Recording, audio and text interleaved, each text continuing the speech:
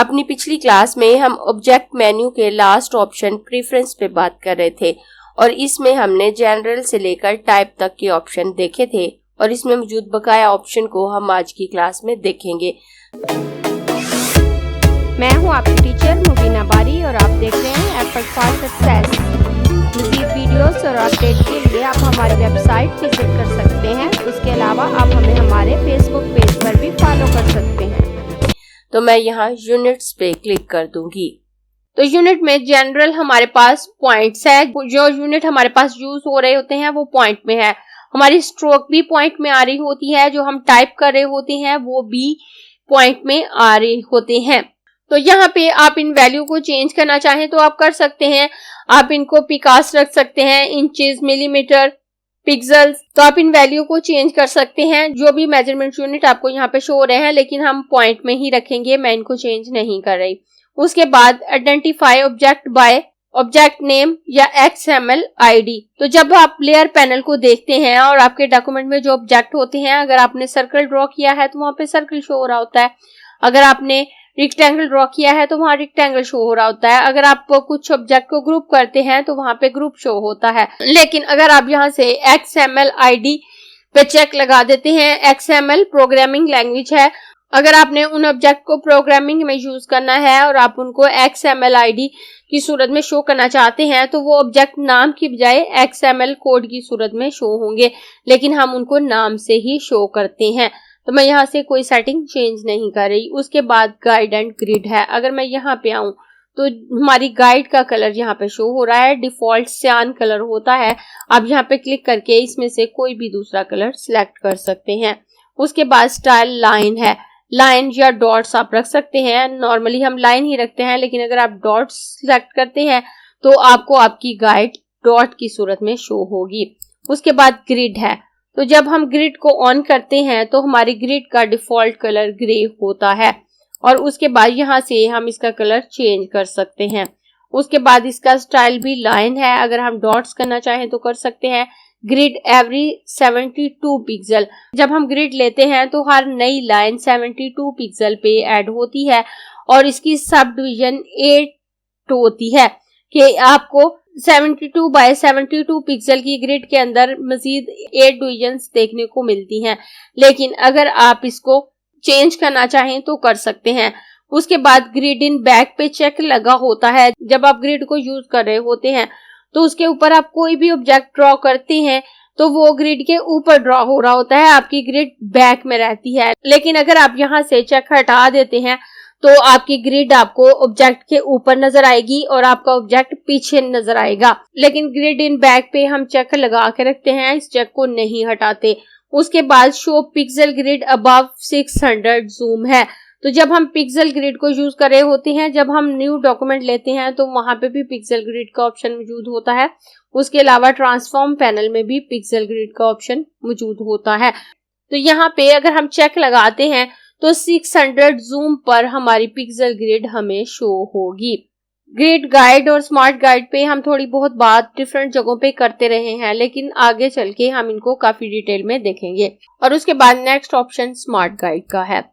तो यहाँ पे जो स्मार्ट गाइड हम यूज कर रहे होते हैं उसका कलर मैजेंटा होता है। स्मार्ट गाइड बेसिकली जब हम ऑब्जेक्ट ड्रॉ कर रहे होते हैं तो उसके साथ साथ हमें शो हो रही होती है। जब हम उसको मूव करते हैं तो भी हमें शो हो रही होती है। यहाँ पे मैं फिलहाल इसको ओके करूंगी। मैं यहाँ पर एक ऑब्जेक्ट ड्रॉ कर लेती हूँ और उसके बाद मैं इसकी एक कॉपी यहाँ पे ले लेती हूँ। अब आप देखें यहाँ पे जब हम कॉपी ले रहे हैं तो हमें एक गाइड शो हो रही है। अगर मैं यहाँ पे ला रही हूँ तो भी हमें गाइड शो हो रही है कि हम इसके बिल्कुल स्ट्रेट हैं। अगर यहाँ पे ला रही हूँ तो आपको मैजेंटा कलर की लाइन यहाँ पे शो हो रही है, ये हमारी गाइड है। उसके बाद मैं इसकी एक कॉपी यहाँ पे ले लेती हूँ। जब मैं इसको मूव कर रही हूँ तो एक्स और वाई एक्सिस पे ये कहाँ पे मूव हो रहा है मुझे इसके साथ साथ शो हो रहा होता है। इसको मेजरमेंट लेबल कहते हैं। उसके बाद अगर मेरा कोई ऑब्जेक्ट सिलेक्ट नहीं है तो मैं उस पे अपने माउस का कर्सर लेके आऊंगी तो आप देखें ये हाईलाइट होगा। इसके आसपास ब्लू सी लाइन आपको नजर आएगी, ये लाइन हाईलाइट कहलाती है। उसके बाद अगर मैं किसी एंकर पॉइंट पे लेके आती हूँ तो आपको एंकर पॉइंट लिखा हुआ शो हो रहा होता है, वो एंकर पॉइंट लेबल होता है। उसके बाद जब मैं इनको नजदीक लेके आती हूँ, अगर मैं यहाँ पे हूँ तो मुझे dx और dy नजर आ रहा है, तो ये इनके दरमियान की स्पेस मुझे शो हो रही होती है। जब मुझे जस्ट x और y लिखा हुआ नजर आता है तो उसका मतलब ये है कि मेरा ऑब्जेक्ट x और y एक्सिस पे कहाँ वाक़या है, और जब dx और dy लिखा हुआ शो हो रहा होता है उसका मतलब ये होता है कि इन दो ऑब्जेक्ट के दरमियान कितनी स्पेस मौजूद है। तो मैं यहाँ पे दोबारा एडिट मेन्यू में आकर प्रेफरेंसेस पे आऊंगी और यहाँ से स्मार्ट गाइड पे आ जाती हूँ। अब यहाँ से ये स्मार्ट गाइड का कलर आपने देख लिया, आपको मैजेंटा शो हो रहा है। अगर आप इसको यहाँ से चेंज करना चाहें तो आप चेंज कर सकते हैं। इसके बाद अलाइनमेंट गाइड पे अगर चेक लगा हुआ है तो जब आपके दो ऑब्जेक्ट अलाइन होंगे, चाहे वो सेंटर अलाइन हो, वर्टिकल या हॉरिजॉन्टल अलाइन, तो आपको गाइड नजर आएगी और आप उस अलाइनमेंट के मुताबिक उसको रख सकते हैं। उसके बाद ऑब्जेक्ट हाईलाइट है, अगर आप यहाँ से चेक हटा देते हैं तो माउस ले जाने पे आपका ऑब्जेक्ट हाईलाइट नहीं होगा। उसके बाद ट्रांसफॉर्म टूल है, तो जब आप ट्रांसफॉर्म करेंगे तो आपको गाइड शो होगी। उसके बाद एंकर पाथ लेबल है, तो अगर आप इस पे से चेक हटा देते हैं तो जो एंकर आपको लिखा हुआ ऊपर शो हो रहा होता है वो शो नहीं होगा। एंकर पॉइंट तो शो होगा लेकिन जो पिंक कलर में एंकर लिखा हुआ आपको शो हो रहा है वो नहीं होगा। उसके बाद मेजरमेंट लेबल है, तो जो आपको मेजरमेंट शो हो रही होती है एक्स और वाई एक्सिस पे, वो अगर आप चेक हटा देते हैं तो आपको शो नहीं होगी। उसके बाद स्पेसिंग गाइड है कि आपके दो ऑब्जेक्ट के दरम्यान कितनी स्पेस है, अगर आप यहाँ से चेक हटा देते हैं तो वो स्पेस आपको शो नहीं होगी। उसके बाद कंस्ट्रक्शन गाइड है, तो यहाँ पे जो गाइड आपको शो हो रही होती है वो आपको 45 टू 90 डिग्री पे शो हो रही होती है। जब आपका ऑब्जेक्ट बिल्कुल स्ट्रेट होता है तो वो 90 डिग्री पे होता है। जब आप उसको हॉरिजॉन्टली या वर्टिकली स्ट्रेट लेके आते हैं जैसे आपको यहाँ पे शो हो रहा होता है, और उसके बाद जब आप उसको 45 या 90 डिग्री पे लेके आते हैं तो आपकी गाइड स्नैप कर रही होती है, आपकी गाइड उसी के मुताबिक काम कर रही होती है। लेकिन अगर आप यहाँ से कोई एंगल चेंज करना चाहें तो कर सकते हैं। उसके बाद स्नैपिंग टॉलरेंस है, तो आपका ऑब्जेक्ट कितने फासले से स्नैप करे जब आप माउस लेके जाएं, तो यहाँ पे डिफॉल्ट 4 पॉइंट है, अगर आप इसको ज्यादा करना चाहें तो कर सकते हैं। उसके बाद स्लाइस है, अगर मैं इस पे क्लिक करूं तो यहाँ मैं जस्ट स्लाइस का कलर चेंज कर सकती हूँ जो सेटिंग मेरे पास मौजूद है। अगर मैं यहाँ पे क्लिक करूं तो जब मैं किसी भी ऑब्जेक्ट को स्लाइस में कन्वर्ट करूंगी तो वो किस कलर में स्लाइसिंग मुझे शो हो वो मैं यहाँ से चेंज कर सकती हूँ। स्लाइस टूल पे हम डिटेल में बात कर चुके हैं, बड़ी डिटेल वीडियो मौजूद है, अगर आपने नहीं देखी तो मैं उसका लिंक भी दे दूंगी, आप देखकर सीख सकते हैं कि स्लाइस टूल क्या है और हम इसे किस पर्पस के लिए यूज करते हैं। उसके बाद हाइफनेशन है, अगर मैं यहाँ पे आती हूँ तो डिफॉल्ट लैंग्वेज यहाँ पे यूएस से शो हो रही होती है। अगर मैं इस पे क्लिक करूँ तो नीचे मुझे काफी सारे ऑप्शन शो हो रहे हैं, अगर मैं इनमें से किसी ऑप्शन को सिलेक्ट करना चाहूँ तो कर सकती हूँ और इसी के मुताबिक हाइफनेशन मेरे टेक्स्ट में आएगी। उसके अलावा मैं किसी और लैंग्वेज को भी ऐड करना चाहूँ तो मैं कर सकती हूँ। अगर मैं यहाँ पे क्लिक करके उर्दू करती हूँ और उर्दू करने के बाद यहाँ से ऐड करूँ तो ये यहाँ पे ऐड हो गई। मैं मल्टीपल लैंग्वेजेस यहाँ पे ऐड कर सकती हूँ और अगर मैं उनके मुताबिक राइटिंग कर रही होंगी तो उसी के मुताबिक हाइफनेशंस मेरे पास आएगी। और जो मैंने यहाँ पे ऐड किया है अगर मैं उसे डिलीट करना चाहूँ तो इस डिलीट बटन पे क्लिक करके मैं उसको डिलीट भी कर सकती हूँ। उसके बाद प्लगइन एंड स्क्रैच डिस्क है, तो अगर मेरे पास कुछ एडिशनल प्लगइन मैंने डाउनलोड किए हैं तो वो यहाँ पे शो हो रहे होते हैं। फिलहाल मैंने कोई एडिशनल प्लगइन डाउनलोड नहीं किया तो मुझे शो नहीं हो रहे। उसके बाद स्क्रैच डिस्क है, नॉर्मली जब हम इलस्ट्रेटर को यूज करते हैं तो प्राइमरली ये हार्ड डिस्क में स्क्रैच डिस्क बनाता है। स्क्रैच डिस्क दरअसल टेम्परेरी मेमोरी होती है, जब हम काम कर रहे होते हैं तो वो उसको वहां पर स्टोर रखता है, लेकिन वो टेम्परेरी होती है। जैसे ही हम अपने वर्क को सेव करके कोई लोकेशन दे देते हैं तो वो उस लोकेशन पे सेव हो जाता है और स्क्रैच डिस्क हमारी खाली हो जाती है। लेकिन अगर एकदम से लाइट चली जाए या किसी भी वजह से हमारा सॉफ्टवेयर एकदम से बंद हो जाता है तो स्क्रैच डिस्क में वो मेमोरी वहां पे सेव रहती है या कुछ ना कुछ उसके पार्टिकल सेव रहते हैं। तो नॉर्मली ये हार्ड डिस्क में स्क्रैच डिस्क बना रहा होता है, तो अगर हम उसको चेंज करना चाहें तो हम इसे किसी दूसरी ड्राइव में इसको चेंज कर सकते हैं। उसके बाद सेकेंडरी स्क्रैच डिस्क अगर हम यहाँ पे मेंशन करना चाहें तो हम यहाँ से कोई दूसरी लोकेशन पे से लोकेशन दे सकते हैं कि ये वहां पर स्क्रैच डिस्क बनाए। उसके बाद यूजर इंटरफेस है, तो यूजर इंटरफेस में आप इस एरिया को कैसे देखना चाहते हैं वो आप सिलेक्ट कर सकते हैं। यहाँ आपको 4 ऑप्शन दिए हुए हैं। अब अगर आप अपने इंटरफेस को लाइट देखना चाहें तो यहाँ पे क्लिक करें तो आप देखें आपका इंटरफेस लाइट हो गया। उसके बाद अगर आप यहाँ पे क्लिक करते हैं तो मीडियम लाइट हो जाता है। उसके बाद अगर मीडियम डार्क करते हैं तो ये मीडियम डार्क हो जाता है, और अगर आप डार्क करें तो ये इस तरह से डार्क हो जाता है। मैं मीडियम डार्क कर देती हूँ। और उसके बाद कैनवस कलर आप किस तरह से मैच करना चाहते हैं, ये जो पीछे आपको कलर नजर आ रहा है जो इन ब्राइटनेस के साथ आपको मिल रहा है, आप वो रखना चाहें तो रख सकते हैं। और अगर आप यहाँ से व्हाइट करते हैं तो ये एरिया व्हाइट हो जाता है, और अगर आप इसके साथ मैच करते हैं तो इसमें से आप जो भी प्रीसेट यूज करेंगे उसी के मुताबिक ये एरिया आ रहा होगा। उसके बाद ऑटो क्लैप आइकॉनिक पैनल है। जब हम यहाँ से कोई पैनल ओपन करते हैं तो कोई दूसरा पैनल ओपन करने पे तो पहला पैनल हाइड हो जाता है, लेकिन अगर हम कोई भी टूल लें या अपने आर्टबोर्ड में कहीं पे भी क्लिक करें तो वो पैनल वहां से हाइड नहीं होता। लेकिन अगर हम यहाँ पे चेक लगा देते हैं तो हम जैसे ही पैनल ओपन करेंगे उसके बाद कहीं पे भी क्लिक करें वो पैनल वहां से हाइड हो जाता है। उसके बाद ओपन डॉक्यूमेंट एज टैब है। यहाँ पे चेक लगा होता है तो हम जो डॉक्यूमेंट यहाँ पर ऐड करते हैं वो यहाँ पर टैब की सूरत में ऐड होते हैं। तो मैं यहाँ से चेक हटा देती हूँ और यहाँ पे चेक लगा कर यहाँ से ओके करूंगी। ओके करने के बाद अब आप देखें, अगर मैं इस पैनल को ओपन करूं, अगर मैं कहीं भी अपने आर्टबोर्ड पे क्लिक करूंगी तो आप देखें ये पैनल हाइड हो गया। मैं इस पैनल को ओपन करके अगर यहाँ पे क्लिक करती हूँ तो ये पैनल हाइड हो गया। अब मैंने open document as a tab पे से चेक हटाया हुआ है, तो अब अगर मैं ओपन करूंगी तो मेरा नया document as a window open होगा। मैं फाइल मेन्यू में आऊंगी, न्यू पे आकर यहाँ से क्रिएट पे क्लिक करूं तो अब आप देखें ये नीचे एक सेपरेट विंडो की सूरत में यहाँ पर क्रिएट हुआ है। यहाँ इस एरिया में ये ऐड नहीं हुआ।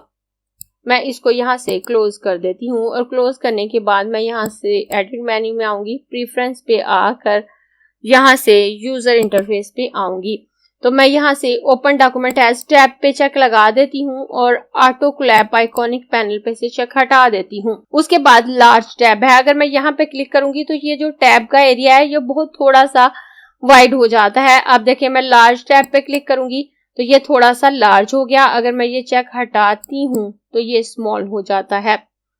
उसके बाद for high PPI display scale the user interface के यूजर इंटरफेस, ये जो इंटरफेस आपको नजर आ रहा है उसके लिए आप क्या स्केल रखना चाहते हैं। Normally scale to lower supported scale factor यहाँ पे शो हो रहा होता है, और अगर आप scale to higher supported scale factor पे चेक लगाते हैं तो ये आइकन आपको थोड़े से बड़े होके नजर आएंगे। बहुत ज्यादा बड़े नहीं होते, बहुत थोड़े से बड़े होते हैं। अगर आप इनको बड़े करके देखना चाहते हैं तो आप scale to higher supported scale factor पे चेक लगा दें, अदरवाइज आप लोअर स्पॉटेड फैक्टर पे चेक लगा रहने दें। उसके बाद स्क्रॉल बटन है। तो जब अपने माउस के कीबोर्ड को आप स्क्रॉल करते हैं तो यहाँ से आप इसको एड टू एंड या टुगेदर रख सकते हैं। वैसे एड टू एंड ही सेटिंग ठीक रहती है। उसके बाद हम परफॉर्मेंस पे आ जाते हैं। तो यहाँ पे जीपीयू परफॉर्मेंस है। जीपीयू आपका ग्राफिक कार्ड होता है। अगर आपका ग्राफिक कार्ड आपके सॉफ्टवेयर के साथ कंपैटिबल है तो यहाँ कंपैटिबल जीपीयू अवेलेबल शो हो रहा होगा, लेकिन अगर वो कंपैटिबल नहीं है तो यहाँ पे आपको वो भी शो हो रहा होगा। उसके बाद जीपीयू परफॉर्मेंस है। तो अगर आप यहाँ से चेक हटा देते हैं तो ये आपके सिस्टम के रिसोर्सेज यूज करेगा, अपनी परफॉर्मेंस को शो करने के लिए ग्राफिक कार्ड को यूज नहीं करेगा। लेकिन इसको चेक लगा के रखें ताकि आपके ग्राफिक कार्ड के रिसोर्सेज को यूज करते हुए ये आपको फास्टली वर्क करके दे। उसके बाद एनिमेटेड जूम है। तो जब आप जूम करते हैं तो वो बिल्कुल एक एनिमेट होके जूम हो रहा होता है अगर आप यहाँ से चेक लगाते हैं। लेकिन अगर आप चेक हटा देते हैं तो ये एनिमेटेड जूम नहीं होता, बल्कि झटके के साथ, हल्के से झटकों के साथ ये जूम हो रहा होता है। उसके बाद जीपीयू डिटेल है। तो मेरा ग्राफिक कार्ड एनवीडिया का है तो यहाँ एनवीडिया कॉर्पोरेशन लिखा हुआ है। एनवीडिया GeForce GTX 580 उसका मॉडल शो हो रहा है। उसके बाद उसका वर्जन शो हो रहा है। उसकी टोटल मेमोरी 1536 MB है। उसके बाद शो सिस्टम इन्फो है। अगर आप मजीद अपने सिस्टम की इंफॉर्मेशन देखना चाहें तो यहाँ पे क्लिक कर सकते हैं। उसके बाद अनडू काउंट है। जब आप कुछ भी काम कर रहे होते हैं और करने के बाद आप Ctrl+Z करके जो अनडू करते हैं वो कितनी दफा अनडू हो वो आप यहाँ से डिसाइड कर सकते हैं। डिफॉल्ट यहाँ पे 100 होता है। 100 टाइम के हमारे एक्शन यहाँ पे स्टोर रहते हैं और हम उनको अनडू कर सकते हैं। लेकिन अगर वो लिमिट 100 से एक्सीड करती है तो लास्ट एक्शंस डिलीट होने लगते हैं। तो यहाँ से हम इसकी वैल्यू को कम ज्यादा कर सकते हैं। वैसे डिफॉल्ट ही ठीक रहती है, क्योंकि अगर आप 200% करते हैं तो आपका सिस्टम स्लो हो जाएगा, और अगर आप 50 करते हैं तो ये थोड़े कम ही रहते हैं। अगर आपको बैक जाके किसी डाटा को रिस्टोर करना है तो आपको प्रॉब्लम आ सकती है। उसके बाद फाइल हैंडल्स एंड क्लिपबोर्ड है। उसके बाद यहाँ पे डाटा रिकवरी है, automatically save recovery data every, यहाँ पे 2 मिनट शो हो रहा है। अगर आप इस वैल्यू को चेंज करना चाहें तो यहाँ से कर सकते हैं। अगर आप ज्यादा देर के बाद उसको यहाँ से सेव करते हैं तो रिकवरी डेटा देर से सेव होगा, और अगर आपका सिस्टम अचानक क्रैश करता है या एकदम से लाइट जाने से सिस्टम बंद हो जाता है तो उतना डाटा जो सेव नहीं होगा उसको आप रिकवर नहीं कर सकते। उसके बाद यहाँ पे लोकेशन है, अगर आप यहाँ पे क्लिक करते हैं तो आप खुद से लोकेशन चूज कर सकते हैं कि आपका रिकवरी डाटा कहाँ पे स्टोर हो। डिफॉल्ट ये सी ड्राइव में सेव हो रहा होता है और यहाँ पे वो तमाम लोकेशन लिखी हुई है जहाँ पे आपका डाटा सेव हो रहा है।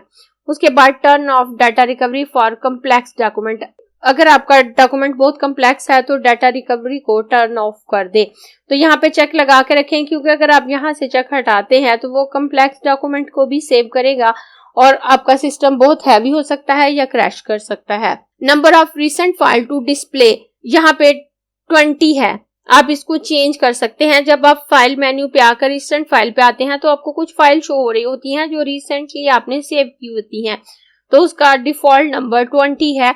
अगर आप उसको चेंज करना चाहें तो आप कर सकते हैं। Optimize file open and save time on slow network beta, जब हम फाइल को ओपन करते हैं तो वो उसको ऑप्टिमाइज कर दे और हमारा टाइम सेव हो स्लो नेटवर्क बीटा की मौजूदगी में, कि जब हम इस ऑप्शन पे चेक लगा के रखते हैं तो हमारी फाइलें फास्टली ओपन होती हैं, कम टाइम लेती हैं, जल्दी ओपन हो जाती हैं।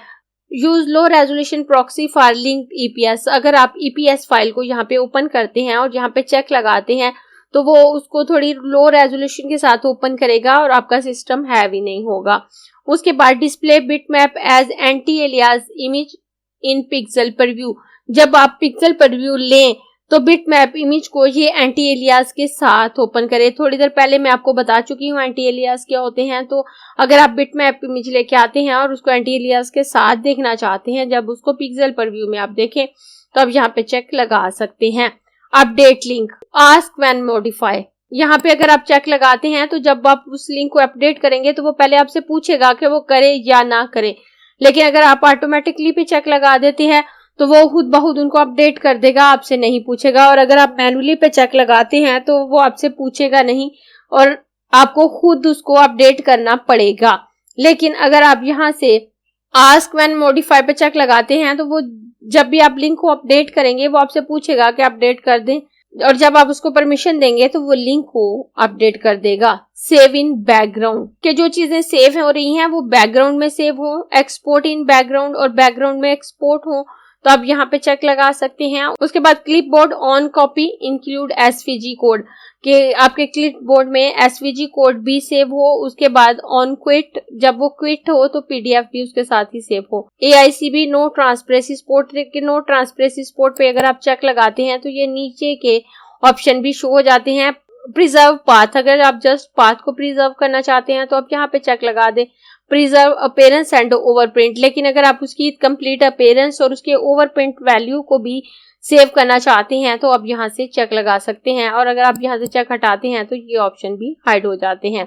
उसके बाद अपीयरेंस ऑफ ब्लैक है, अगर आप यहाँ पे क्लिक करते हैं open for black on RGB and grey scale device, ये ऑप्शन आरजीबी और ग्रे स्केल डिवाइस के लिए है। ऑन स्क्रीन, अगर आप स्क्रीन के लिए ही अपने वर्क को भेज रहे हैं, display all black as rich black, तमाम ब्लैक रिच ब्लैक के तौर पे शो हो। जो ओरिजिनल ब्लैक होता है वो थोड़ा सा डल होता है और रिच ब्लैक ज्यादा शाइनी और डार्क ब्लैक होता है। अगर आप चाहते हैं कि जो ब्लैक कलर आपने यूज किया है as a rich black show हो तो आप इस ऑप्शन को सिलेक्ट रखें, अदरवाइज आप यहाँ से चेंज कर सकते हैं डिस्प्ले ऑल ब्लैक एक्यूरेटली। इस तरह से जो ब्लैक कलर शेड आपने लिया होगा वही शो होगा, लेकिन अगर आप रिच ब्लैक पे लगाते हैं तो वो as a rich black show होगा। प्रिंटिंग एंड एक्सपोर्टिंग, और अगर आप प्रिंट या एक्सपोर्ट कर रहे हैं तो यहाँ से आप उसका आउटपुट सिलेक्ट कर सकते हैं। Output all black as a rich black, यहाँ पे भी वही है। ऊपर आप देखें डिस्प्ले शो हो रहा है कि अगर आप ऑन स्क्रीन ले रहे हैं तो वो डिस्प्ले होंगे, और अगर आप प्रिंटिंग के लिए एक्सपोर्ट कर रहे हैं तो उनका आउटपुट आपके पास आएगा, तो वो भी रिच ब्लैक हो। तो यहाँ से भी आप option all black accurately select कर सकते हैं या रिच ब्लैक सिलेक्ट कर सकते हैं। और यहाँ पे आपको ब्लैक और रिच ब्लैक की एग्जांपल दी गई है, और यहाँ आप जिस ऑप्शन पे लेके जा रहे हैं यहाँ पर आपको लिखा शो हो रहा है। प्रेफरेंसेस में मौजूद तमाम ऑप्शन मैंने आपको बता दिए हैं और इसमें बहुत से ऑप्शन ऐसे हैं कि जब आप उनको अप्लाई करते हैं और यहाँ से ओके करते हैं तो वो अप्लाई हो जाते हैं, लेकिन बहुत से ऑप्शन ऐसे हैं जिनको अप्लाई करने के लिए आपको अपने सॉफ्टवेयर को रीस्टार्ट करना होता है। जिन ऑप्शन को अप्लाई करने के लिए रीस्टार्ट करने की जरूरत है वो भी साथ साथ आपको शो हो रहा होता है। जैसे मैं अगर टाइप पे आऊं तो अब आप देखें, अगर मैं यहाँ पे अपने माउस का कर्सर लेके आती हूँ तो यहाँ पे आपको लिखा हुआ शो हो रहा है, this will consume high network bandwidth, restart your application to apply change, कि आप इसको अप्लाई करने के लिए अपने सॉफ्टवेयर को रीस्टार्ट करें। उसके बाद यहाँ पे लेके आए restart Illustrator to apply change. इस तरह से जो ऑप्शन अप्लाई करने के लिए रीस्टार्ट करने की जरूरत है उसके साथ आपको शो भी हो जाएगा और कुछ ऑप्शन उसी टाइम अप्लाई हो जाएंगे। लेकिन यहाँ पे आप एक बात का ख्याल रखें, अगर तो आप इलस्ट्रेटर को अच्छे से जानते हैं, आप ये जानते हैं कि जो सेटिंग आप करने जा रहे हैं वो क्या इफेक्ट डालेंगी या आपको वाकई ही उन सेटिंग की जरूरत है तो आप इनको चेंज करें। लेकिन अगर आप बिल्कुल न्यू हैं तो कोशिश करें कि इनमें से किसी सेटिंग को चेंज ना करें, क्योंकि सेटिंग को चेंज करने के बाद अगर आप भूल गए कि आपने क्या सेटिंग चेंज की है तो आपको प्रॉब्लम हो सकती है, आप अपने सॉफ्टवेयर की सेटिंग बिगाड़ सकते हैं। इसलिए बहुत केयरफुली इनको चेंज करें और जहां जरूरत हो चेंज करें, otherwise default setting best setting होती हैं और उन्हीं के साथ काम करना ज्यादा बेहतर रहता है। अगर आपको ये क्लास पसंद आई है तो लाइक कीजिए, अपने दोस्तों के साथ शेयर भी कीजिए ताकि वो भी सीख सकें। आप अपने क्वेश्चंस और व्यूज नीचे कमेंट बॉक्स में लिख सकते हैं और अगर आपने चैनल सब्सक्राइब नहीं किया तो प्लीज सब्सक्राइब कीजिए ताकि आपको आने वाली वीडियोस का नोटिफिकेशन फौरन से मिल सके।